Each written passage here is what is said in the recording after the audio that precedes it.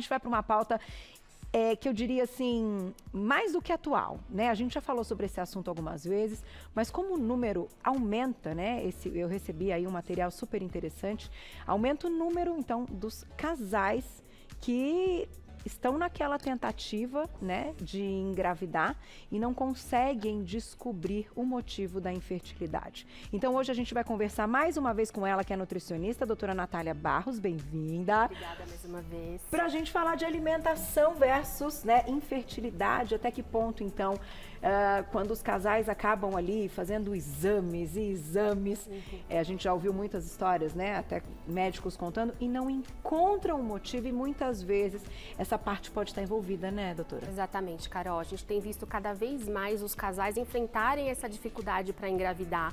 Na minha prática clínica, mulheres até mesmo abaixo de 35 anos, com uma baixa reserva ovariana, o homem também com uma redução na qualidade espermática e muito atrelado, possivelmente, a esse estilo de vida que nós estamos levando. Existem vários fatores, né, não genéticos associados ao estilo de vida que podem contribuir para isso. E aí a alimentação ela tem um papel fundamental nesse cenário. Então, até para a gente colocar aqui, eu acho que a gente pode começar, você separou alguns pontos importantes do que a gente deve evitar, né? Até para entender tudo que tem aqui, como vitaminas, minerais. Aí depois ainda tem uma receitinha bem bacana. Vamos falar desses pontos, então, que estão associados nessa diminuição da reserva ovariana. Então, o álcool, a falta de sono, deficiências nutricionais, e aí você cita o exemplo da vitamina D, alergias não controladas, e continuamos, olha lá. Sedentarismo, tabagismo, estresse, disruptores endócrinos, obesidade e sobrepeso.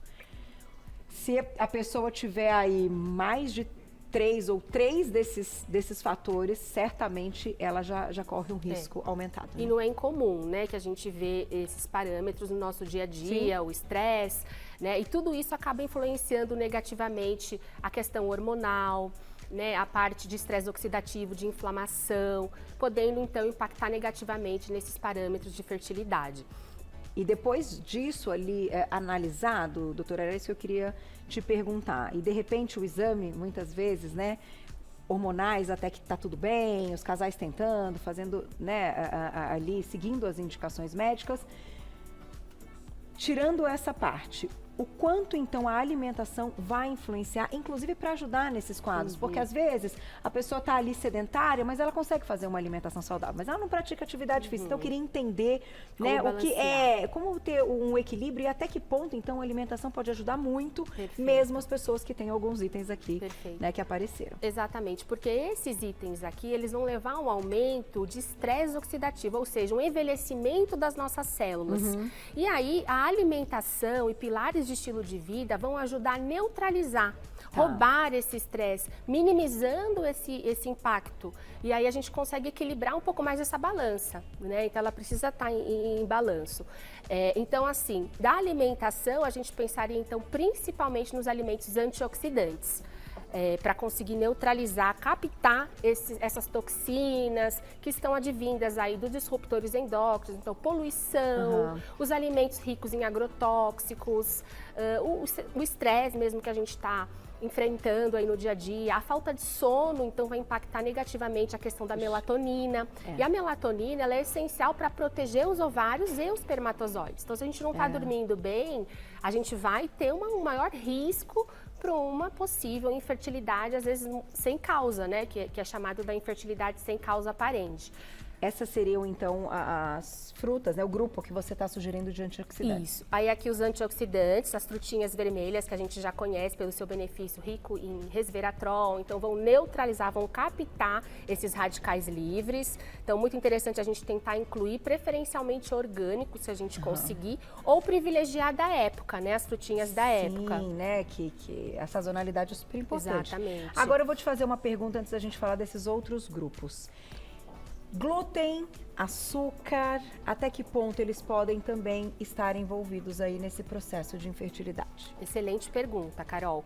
O glúten, né, e até mesmo às vezes uma alergia à proteína do leite, à lactose, se o indivíduo tem uma intolerância ou uma alergia, ele vai gerar um processo inflamatório se ele continuar se alimentando com esses grupos. Tá. Então é muito importante a gente pensar na redução, na verdade, para esses casos, a exclusão desses grupos. Então, existem sim relatos na literatura que pode sim estar associado ao aumento de infertilidade nesses casais que têm a doença celíaca ou uma alergia à proteína do leite. E que sejam, então, até se não forem celíacos, mas mais sensíveis, né? Exato. Para as pessoas, então, que não têm essa sensibilidade, tudo bem.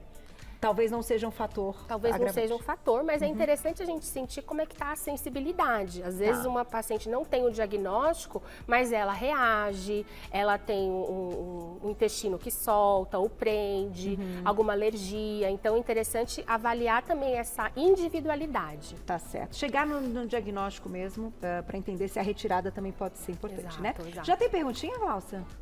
Daqui a pouquinho, vou lá e já volto para a gente falar desses outros grupos, para falar um pouquinho da questão do açúcar e até dos itens que você colocou. E tem uma receita que eu tô babando aqui, não vou contar do que é. Tá aqui, ó, coisa mais delícia, vocês vão amar. Volto já, doutora, porque, olha, deixamos aqui então outros grupos, né, que a gente está comentando da alimentação versus infertilidade, o quanto realmente faz parte ali, né, do quadro que pode ajudar e que pode trazer também inúmeros prejuízos para a nossa saúde. E vamos falar um pouquinho deste grupo aqui que você trouxe para destacar. Então, os grupos de vegetais alaranjados, eles vão ser ricos em beta-criptoxantina, que é um antioxidante também natural, assim como o resveratrol, que vai ajudar a captar, varrer esses radicais livres, essas toxinas, melhorando então o equilíbrio, aquela balança que a gente falou que tem que estar em equilíbrio. Olha que legal. E assim, claro que a alimentação é a base, né? Mas de certa forma hoje a gente tem a suplementação, que é uma realidade, e também tem a soroterapia. Você gosta, doutora? Você acha que é interessante para algumas pessoas? Eu acho que a suplementação, principalmente nos casais que estão tentando engravidar, fazer esse preparo pré-concepcional e também no casal que está com infertilidade, a gente já tem inúmeros estudos mostrando o benefício da suplementação como um coadjuvante aí em otimizar essas chances. Então faz sentido complementar alguns nutrientes chaves e, claro, de acordo com a individualidade. Tá certo. E esse grupo aqui, bonito, que vai fazer parte da nossa receita. Os vegetais verdes escuros, que não podia faltar, né? Então, principalmente a couve, o espinafre, eles são riquíssimos em ácido fólico, complexo B, que vai aumentar as chances de uma gestação saudável, vai favorecer a eliminação de toxinas pelo fígado. Então, é essencial a gente ter esse grupo. E também eles são ricos em cálcio.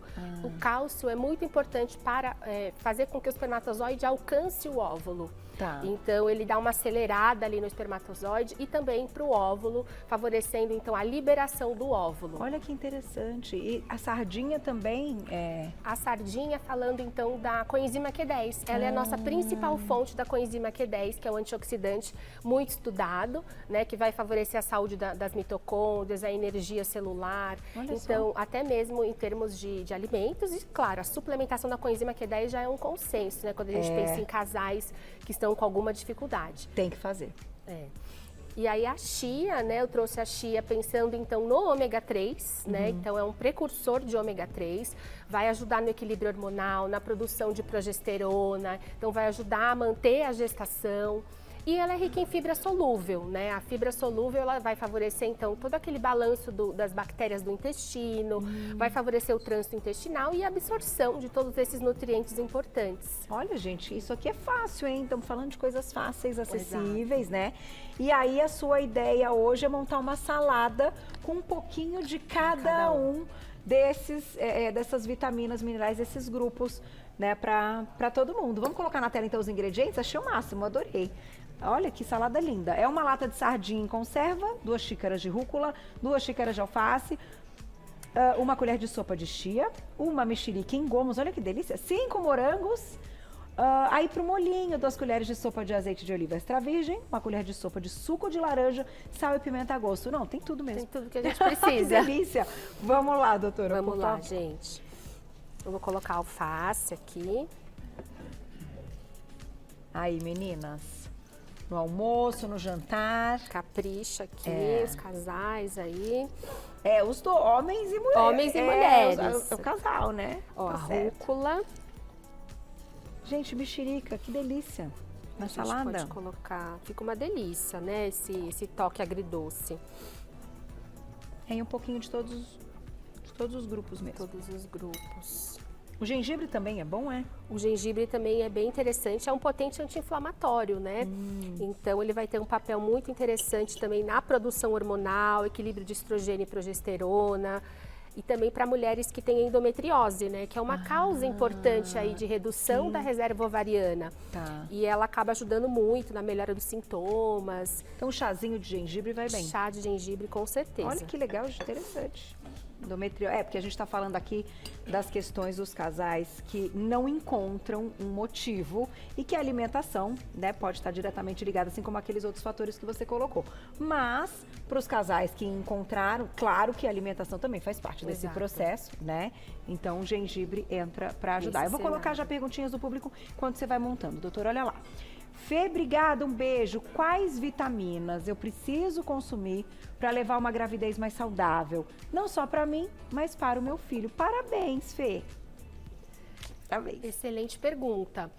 Quando a gente pensa em gravidez, a gente tem sempre que focar, né, em corrigir as possíveis deficiências nutricionais, um ácido fólico, mais precisamente o metilfolato, que é a forma ativa do ácido fólico, todo o complexo B, vitamina B12, ferro também é essencial a gente pensar em transporte de oxigênio para esse bebê, o ômega 3, que é essencial pensando em DH, desenvolvimento cognitivo. Então tem uma série de vitaminas e minerais que a gente precisa pensar na suplementação e em cada fase gestacional vai se adaptando de acordo com as demandas fetais E maternas. o que evitar, né? A gente sabe as coisas que são proibidas, então o álcool, a questão ali de contaminação da alimentação, lavar bem os vegetais, mas o que você recomendaria também com cautela na gravidez?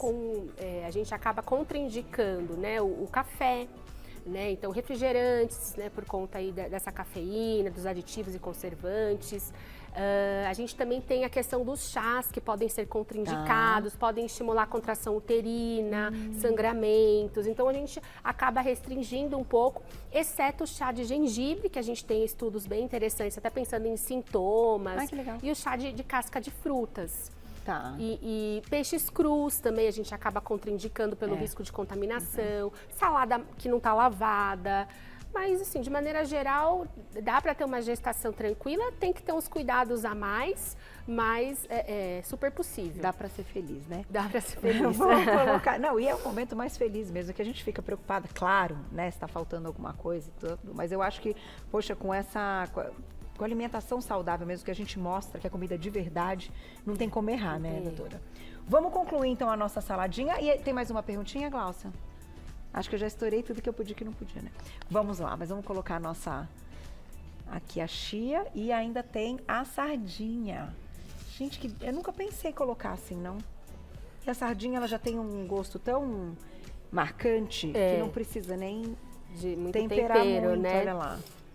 E a fruta dá uma quebrada na sardinha. Gostei fica muito dessa ideia. gostoso. Prontinho. E olha que lindo que ficou. Aqui, ó, deixa eu mostrar para os meninos. Aí. Que belo prato, completo, lindo e com muita saciedade. Tem mais perguntinha, olha lá. Obrigada, Jaqueline, um beijo. Qual é a melhor vitamina para melhorar a saúde do meu endométrio? Pergunta boa para dar aquela engrossadinha no endométrio, né? Quando a gente pensa em saúde do endométrio, o resveratrol é um nutriente bem interessante, mas aí a gente precisa pensar em que fase que está essa mulher, né? Se ela quer engravidar ou não, né? Porque se ela está numa fase, por exemplo, se ela tem uma infertilidade, está numa fase de transferir o embrião, por exemplo, já o resveratrol vai ser contraindicado. Tá. Então, assim, pensando em cada fase, né? Então, pensando antes, o resveratrol é excelente. Se a pessoa já está no processo ali de tentativas, aí só tomar cuidado com o resveratrol em excesso, que a gente tem alguns estudos que ele pode afinar o endométrio. Então. E o que espessaria o endométrio? Normalmente a arginina. A arginina é um nutriente bem interessante que a gente usa nessa fase para ajudar a espessar, deixar o endométrio mais saudável para receber o embrião. Que legal, isso contando também com a questão hormonal, né? A quantidade de progesterona adequada, né? Para o ciclo todo acontecer. Adorei, obrigada, viu? Adorei. Muito legal, compartilhem essa pauta, porque são os mínimos detalhes que muitas vezes fazem a diferença, né? Vão trazer essa notícia boa aí para os casais, e a gente fica aqui na torcida. E o contato da doutora Natália Barros, que é nutricionista, lá no Instagram, é no @Natália, então é Natália, L-I-A, tá, gente? Então, Natália Barros, tudo junto, .nutri, @NatáliaBarros.nutri, vocês já encontram o trabalho dela. Obrigada, doutora. Adorei te ver, viu? Parabéns, ficou uma delícia aqui. Ficou todo mundo com vontade.